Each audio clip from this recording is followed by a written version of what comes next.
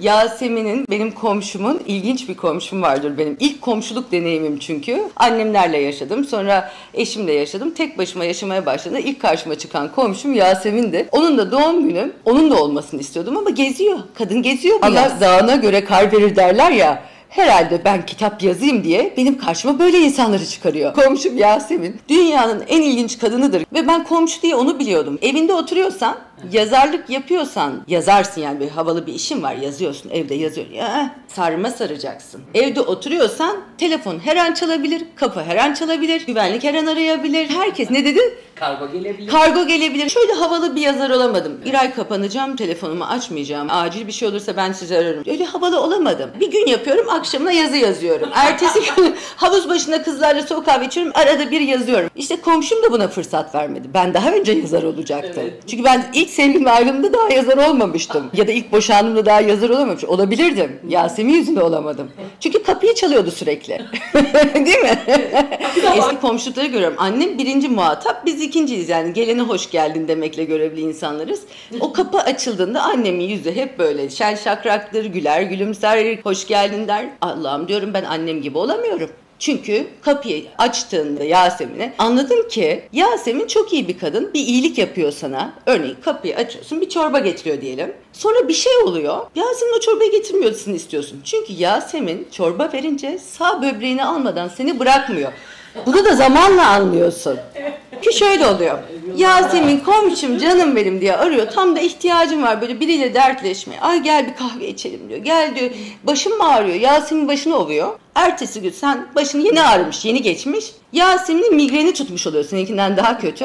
Çocuğuna kahvaltı hazırlayacak oluyorsun. 2 tane köpeğine bakacak oluyorsun. Raki de rahmetli oldu canım benim. İşte o tatile giderken evinin anahtarını sana bırakıyor. Kargo geliyor. Karşı ödemeli, sen onu ödüyor oluyorsun. Uçak bileti alıyorsun. Meğerse Yasemin böyle bayılıyor sanal alışverişe ama onu bilmiyor, beceremiyor. Böyle gözlerin çipil çipil gidiyor. Komşum bir kahveye geldi. Hayatımın en pahalı kahvelerini ben Yasemin'de içtim. Hayatımın en pahalı kahvelerini.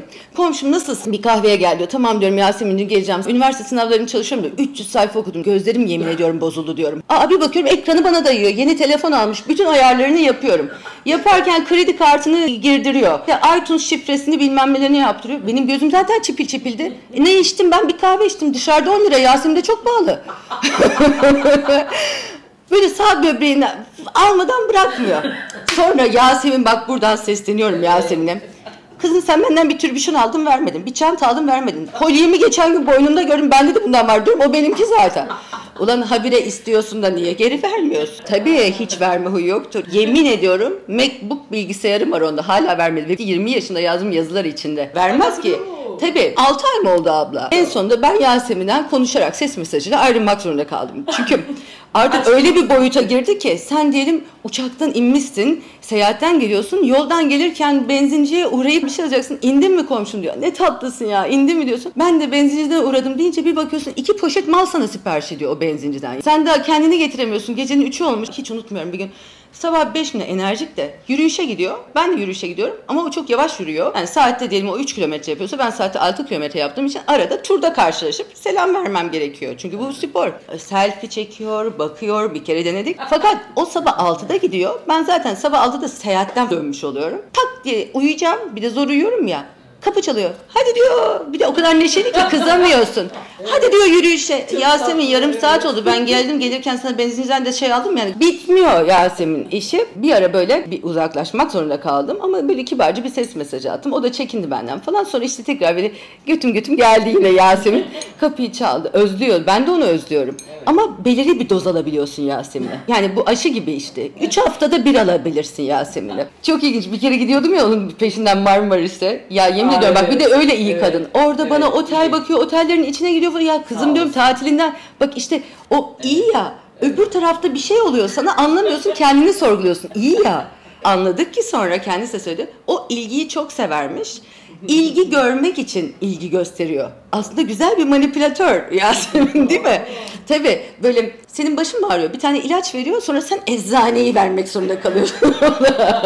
Ya da sana işte bir tane küçük bir şey böyle yapıyor, getiriyor diyelim. Ama sen istememişsin diyelim. Ama yine de teşekkür ediyorsun. Ertesi gün tatile giderken oğlunun yemeklerini, kahvaltılarını, her şeyini sana yıkıp gidebiliyor. Telefonla arıyor. Tatildeyim ben diyor. Kargo gelmiş, komşu. Diyorum ben de dışarıdayım, ben de seyahatteyim, başka bir yerdeyim. Ama o güvenliği arayıp kargoyu halleden ben oluyorum. Çünkü o benim görevim o tatildeyken. Sonra şeyi de anladım. Bu konuşmalarda bir şey var, bir şey var, bir şey var diyorsun ve o enerjinin dengesini bulduğunda ve gerçek yanlışı anladığında, ya da Seda der ya, benim komşum, onu da çok seviyorum. Birisine bir şey anlattığında hemen kaynımda da var diyor ya, diyor insanlar. Sen bir şey anlatırken o kaynımda da var diyecek ya. Yasemin'de de hep daha beteri vardır normalde.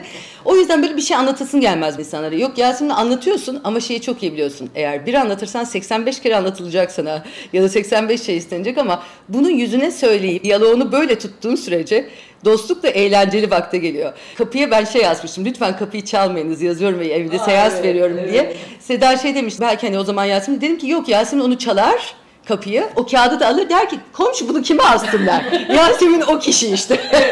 Çok tatlı. Çok tatlıdır. Bak diyorum ya, galiba bazı insanlara soğuk savaş yapmadığın için ve rahat konuşabildiğin için de seviyorsun. Yasemin sen böylesin diyorsun. O da şimdi yanımda olsa, hatta bir video çekeceğim seninle dedim.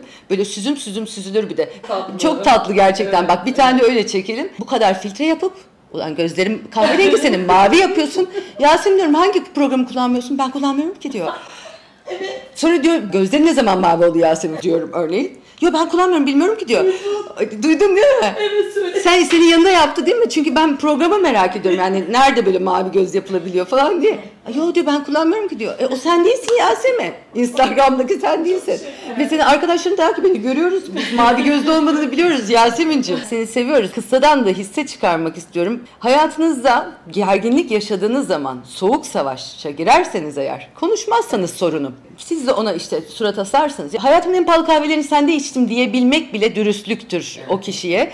Bu benim samimiyet. Karşınızdaki kişi de soğuk savaş yapmayacak. İşte Yasemin öyle biri değil. Bir hata yapar diyelim sana. Yüzüne vurursun. Onu da kabul etmez örneğin. Onu da yüzüne vurursun. Kabul etmedi de. Sonra gülersin, geçiyor. Küs kalınmayacak insanlardan biri. Ben en çok soğuk savaş yapan insanlardan korkuyorum. Bakın, katilse bile erkek o bıçağı göstere göstere saplar kalbine. Ama kadın o katilden daha fazla zarar verebilir. Çünkü soğuk savaş yapan bir ruh hali var kadınların. İnsana alınır, alındığını söylemez. Sen hiçbir şey anlamazsın ve o aradaki gerginliği hissedersin. Sorsan yok bir şey der. O, biliyor musunuz, psikolojik şiddettir arkadaş arasında. Psikolojik şiddete varan arkadaşlıklarda hep bir şeye alınmıştır o. Ve siz kasti yapmamışsınızdır. Ya da siz bir şey alınırsınız. Bir de öyle insanlar vardır. Onun alınma hakkı vardır. Sen alınırsan dedikodun olur. Nilgün'de her şey alınıyor diye. Komşum Seda'yla, o da böyle çalışan bir kadın. Çok akıllı bir kadın. Ona da diyorum, hiçbir insana artık şey kadar yaklaşmak istemiyorum.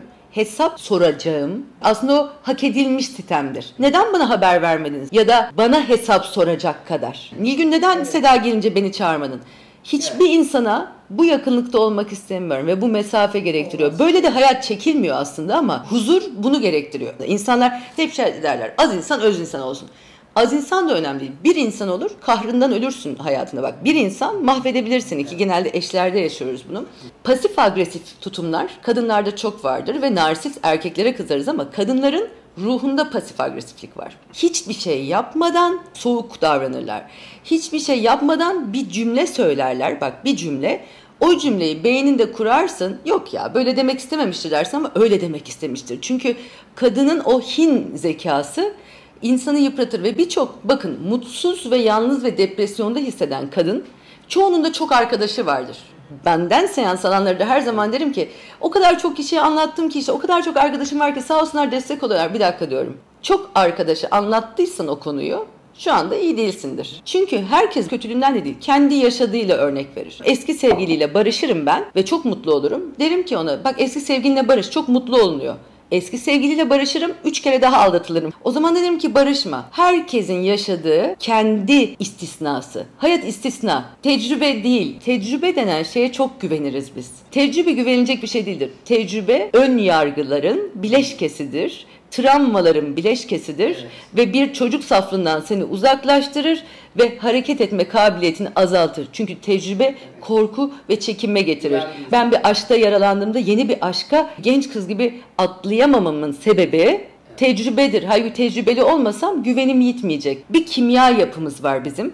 Kadın kimyasında bir bozukluk var. Ben kadınım, bunu söylüyorum. Bu bozukluk soğuk savaş ve pasif agresif tutumlar. Kadının birey olarak toplumda kendisini evlenmek, çocuk yapmak, doğurgan olmak, bu amaç doğrultusunda yetişen ve evrilen kadın zekayı, hinlikleri falan bu doğrultu çalıştırırken kariyerli kadını bazen kıskanır, kıskanmış gibi yapmaz. Çünkü iç sesinde kıskanan da kendi iç sesi ona kıskanıyorum dedirtmez. Başka bir hinlikle yapar. Karşıdakine kusur bulur. İçinden belki senin kariyerini kıskanıyordur ama o evlidir, çocukludur. Sen ona göre kocişine der ki akşamları, biliyor musun onun kariyeri var ama mutlu değil, işte çocuğu yok, benim gibi kocişi yok der. Ama o kocişi de hep sana anlatır dertlerini. Sen aslında mutlusundur ve kocişin olmadığı için de mutlusundur, daha mutlusundur. Ama o şey der, işte o beni kıskanıyor da o yüzden böyle yapıyor. Zaten kocayla bu dedikoduyu yapacak zamanı bulan kadının sorunları başlıyor. Onun enerjisini bu karşı taraf hissediyor.